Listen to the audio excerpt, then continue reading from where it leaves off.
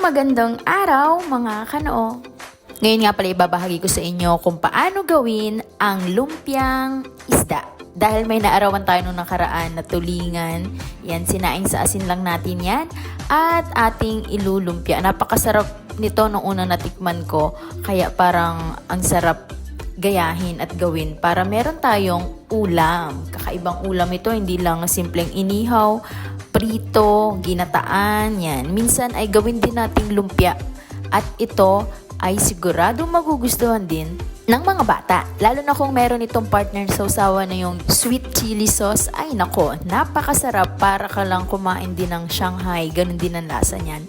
So bilang proseso ay bibili tayo ng lumpia wrapper. At syempre, yun ay paghihiwa-hiwalayan natin isa-isa.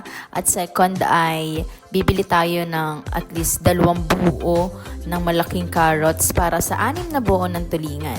Pagtsatsagaan po natin yung balatan, hiwain, at tadtarin ng pinong-pino. Mangalay sa kamay, pero yun talaga yung proseso niya. Pagtsatsagaan niya yan.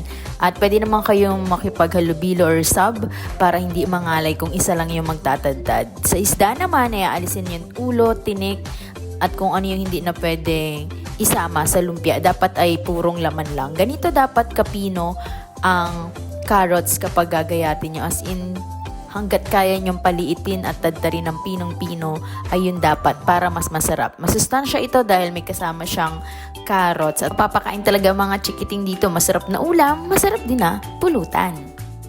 Ito nga pala yung ginawa natin process sa isda. Tinanggal lang natin yung tinik at ulo at hiniwalay yung laman.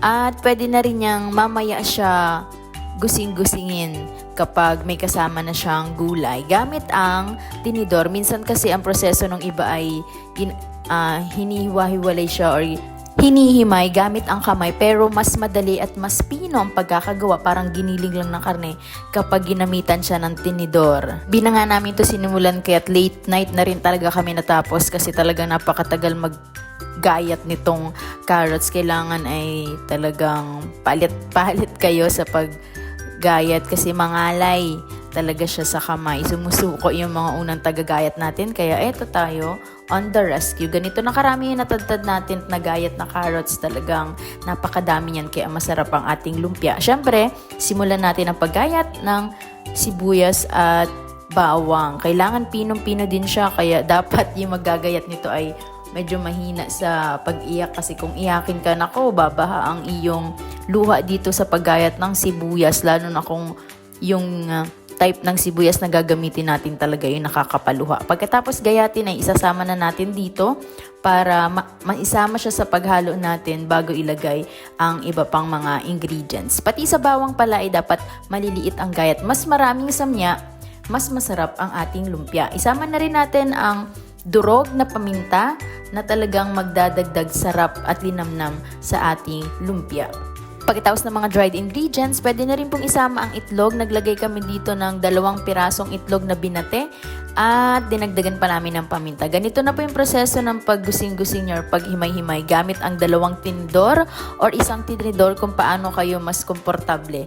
Paliliitin nyo lang yan or dudurug-durugin hanggang sa wala nang matirang buo-buong laman ng ating sinaing sa asin na tulingan. Ito din, pinagtulungan din yan nila para mas maging mapino. At pagkatapos, ready na tayong mag-wrap. Yan, ilabas ng ating lumpia wrapper. At kung anong proseso sa pag-Shanghai or lumpiang gulay, ganun din kung paano babalutin yan. Ididikit yan pagkatapos sa tubig para hindi siya bumuka or matanggal yung palaman sa loob. Paulit-ulit lang natin ipoproseso hanggang sa maubos or makarami tayo ng lumpiang isda na ito. Dapat sa ganitong proseso ay meron na kayo nakareding kanin kasi ang kasunod na nito ay ipiprito na natin. Masarap itong ulamin kahit anumang oras, almusal, tanghalian or hapunan, pwede ding merienda, papakin.